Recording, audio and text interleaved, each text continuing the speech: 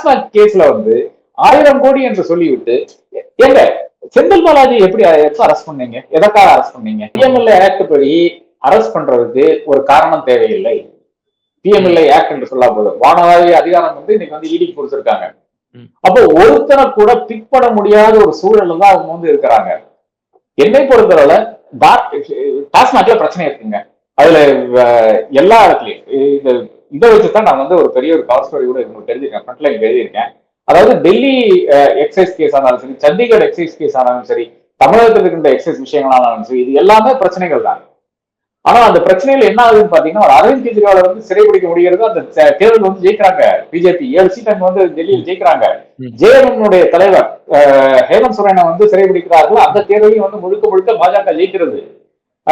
இங்க வந்து கவிதா பிஆர்எஸ் தலைவர் சந்திரசேகர் ராவனுடைய மகளை வந்து பிடித்து அவரை வந்து சிறைபிடித்து வைத்ததுனால இவருக்கு கையும் ஓடல காலும் ஓடல.